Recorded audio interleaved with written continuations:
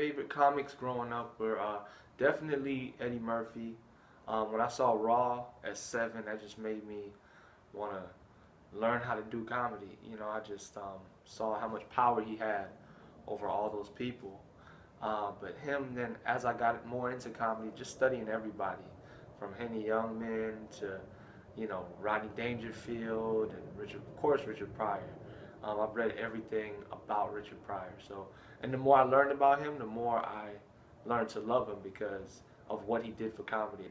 Even Eddie, you know what I mean? As talented as he was a version of Richard Pryor because Richard Pryor brought truth to the stage and made that the standard for comedy. I think comedy, the more challenging times are, that's when comedy comes to the forefront most. I think if you look at the best comedy came out of the 60s and 70s with Carlin, Pryor, Godfrey Cambridge, and Dick, what's the brother's name? Guys, I can see his face. Gregory! How did I forget Dick Gregory?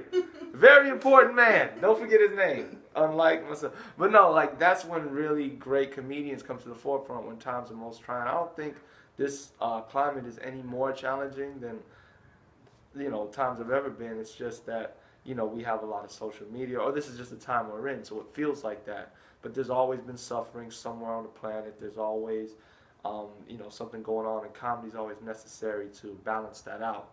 I think that with what we're going through specifically with the political process and everything, I think it's kind of a good thing. I think that you're seeing some of the sediment rising to the top. Some of the people that you didn't know really exist unless you go into some of the places, even where I do comedy, like them little backwoods parts of the country, that's a very real thing. I did a show the other day in Snellville, and it got kind of real.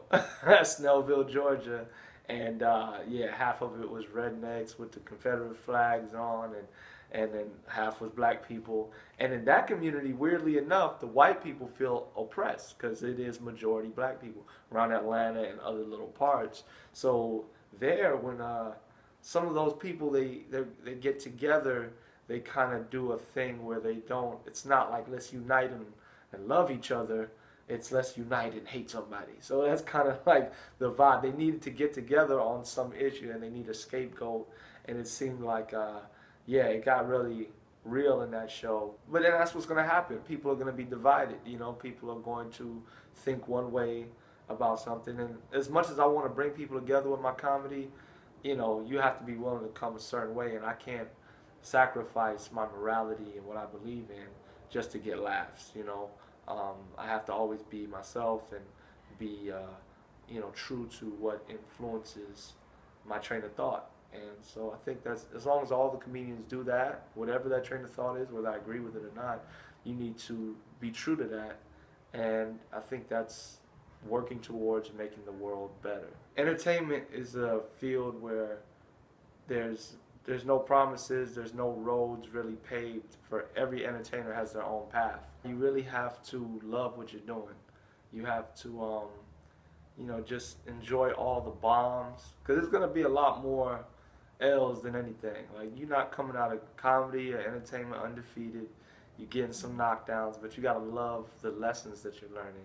And in fact, those sometimes are the best shows. Like, doing well and having a streak of that can set you up for a big punch in the face. And sometimes you need that nice little punch to get you straight, to make sure that you don't have two of those in a row. Your awareness goes up. So every part of this journey is enjoyable. You got to love everything about it. One of the best lessons I've heard is be humble yet explosive. I learned that from a poet in Miami named Will the Real One. He told me, just to always carry yourself humbly, to be, not let your ego get ahead of you. And then when you get on stage, that's where you let them have it. So I always take pride in doing that. People always doubt me because I'm not, the high-strung dude that I am on stage. Off stage, they assume, oh, he's not funny, he can't do this. Then I get on stage and they like, oh, so I got to make sure I keep that up. No matter what the world gives me or takes away, I have to know who I am and just be humble in that, and the fact that this isn't up to me. This is a blessing to be able to do this. This is a talent given by God, so I have to appreciate it as such, because it could be taken away one day. I just might not ever make another person laugh again, and you know, you don't know why. So I just appreciate every moment that I can make people laugh.